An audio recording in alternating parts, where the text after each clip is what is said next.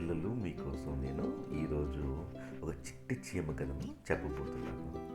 చీమ ఒక అడవికి వెళ్ళి ఆహారం ఎలా తెచ్చుకుంది, ఆ తెచ్చుకునే ప్రయత్నంలో అడవిలో ఏం చూసింది, ఆ చూసిన అడవిని ఎలా తను మార్చింది అనేది ఈ కథ సారాంశం.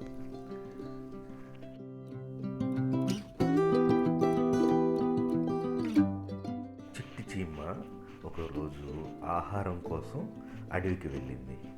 అడవికి వెళ్ళినప్పుడు తనకి ఎటువంటి ఆహారం దొరకకపోగా చుట్టూ అడవి అంతా ఎండిపోయి అంతా కళావిహీనంగా మారింది. కలర్స్, ఆ మొక్కలు, ఏనిమల్స్ అన్నీ చనిపోయాయి. అది చూసి చీమ చాలా బాధపడింది. తనకి ఒకసారి వాళ్ళ అమ్మ అడవి ఎలా ఉంటుందో వివరించింది. ఆ వివరించిన అడవిని తను గుర్తు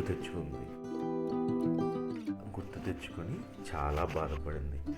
తన మదర్ ఎలా చెప్పింది అంటే, అందమైన ఆకులు, పెద్ద పెద్ద చెట్లు, అందమైన పువ్వులు, చాలా అందమైన జంతువులు, నీటి ప్రవాహంతో అడవి ఎప్పుడు అందంగా ఉండేది అని చెప్పింది.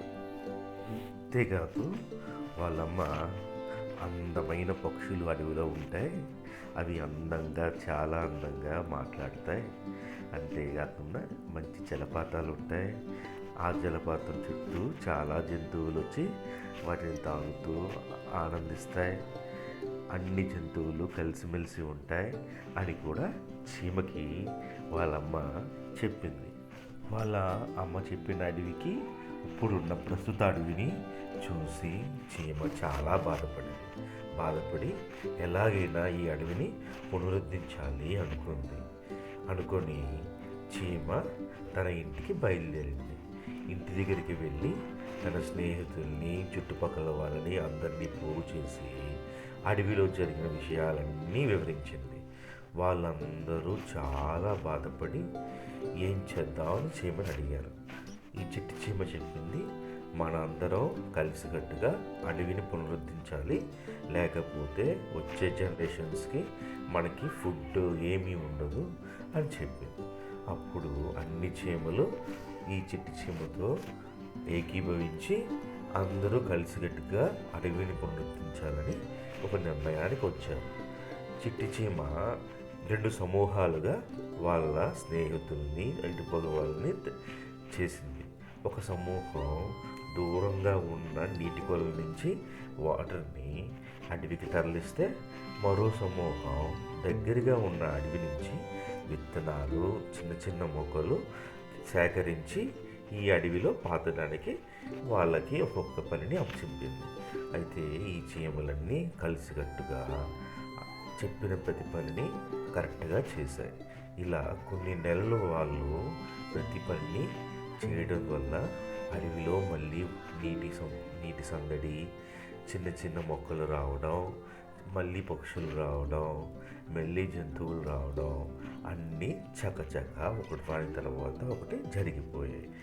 మళ్ళీ ఈ అడవి అంతా చాలా అందంగా జంతువులతో, పక్షులతో, రకాల జంతువులతో, నీటి కొరలతో ఈ అడవి మొత్తం పునరుద్ధరించబడింది.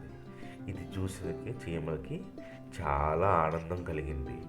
మేము అనుకున్నది సాధించామని గర్వంగా అనుకొని తన స్నేహితుల్ని, వాళ్ళ చుట్టుపక్కల ఉన్న వాళ్ళని అందరినీ అభినందించింది. అప్పటి నుంచి చీమలన్నీ అడవికి వెళ్ళి ఆహారాన్ని తెచ్చుకోవడం, వాటి జీవనాన్ని కొనసాగించాయి.